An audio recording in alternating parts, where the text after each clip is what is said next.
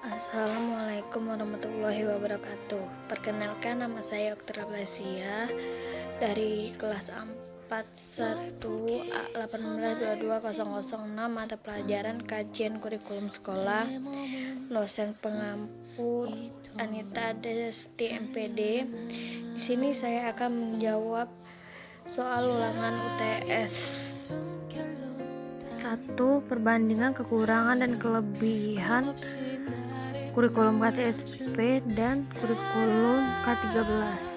Soal pertama yaitu tentang kelebihan dan kekurangan KTSP dan K13. Yang pertama saya akan menjelaskan tentang kelebihan KTSP. 1. Mendorong terwujudnya otonomi sekolah dalam penyelenggaraan pendidikan. Kedua, mendorong para guru, kepala sekolah, dan pihak manajemen sekolah untuk semakin meningkatkan kreativitasnya dalam menyelenggarakan program-program pendidikan.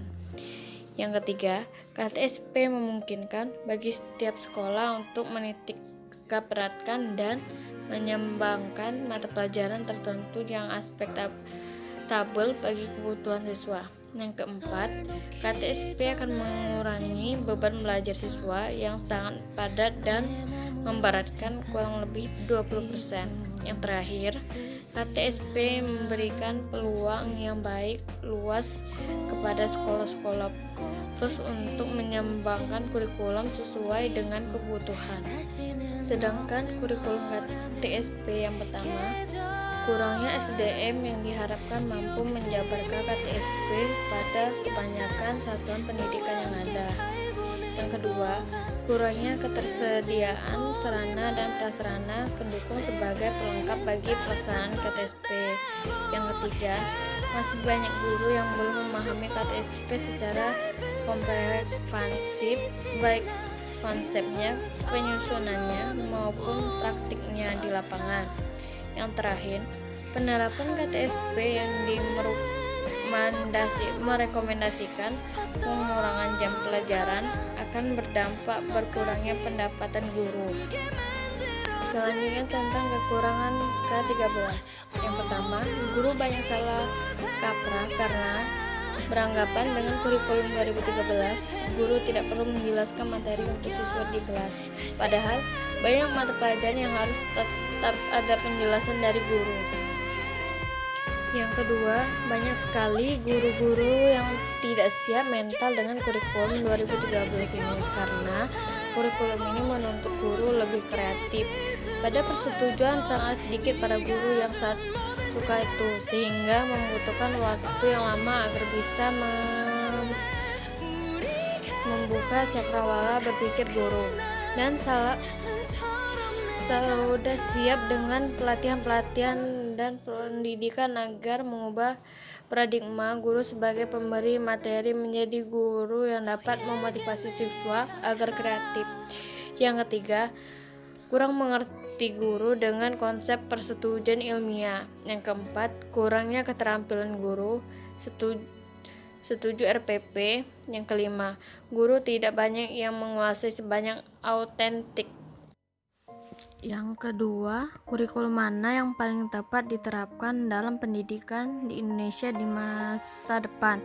Berikan pendapat seyakin mungkin, diikuti alasan kuat dengan menentukan fenomena pendidikan di Indonesia.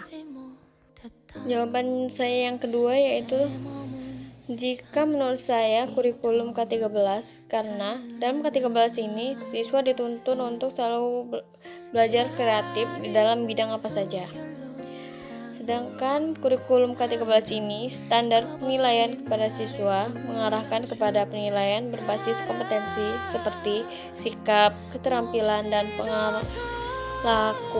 perlakuan secara profesional.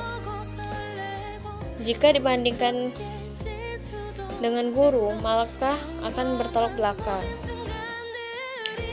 Sebagian besar guru masih bisa menggunakan cara mengajar konvensional. Tidak semua guru juga bisa memahami bagaimana cara menilai sikap, keterampilan, dan pengetahuan secara holistis. Contoh dari fenomena pendidikan dalam K13, yaitu pendidik dan tenaga kependidikan kurang inovatif, karena menurut saya ketika pendidik dan tenaga kependidikan masih berpola pikir bahwa tugasnya hanya mengajar, bekerja hanya untuk melaksanakan tugas, maka dari situ akan sulit jika lingkungan pendidikan itu berubah menjadi lebih baik. Yang ketiga, harapan saudara sebagai perancang kurikulum ke depannya tentang kurikulum pendidikan di Indonesia atau logis, praktis, dan solusioner. Jawaban saya yang ketiga yaitu, jika saya sebagai perancang kurikulum, saya akan membuat kurikulum yang akan mengadakan pembelajaran bersama games, tapi game ini masih tahap pembelajaran karena games yang akan dimainkan untuk melatih kelincahan, kecepatan, kreatif, dan kemampuan. Contohnya dengan games ruang dia adalah aku. Cara gamesnya nanti guru memberikan kuis, maka siswa harus melatih kecepatannya dalam berpikir.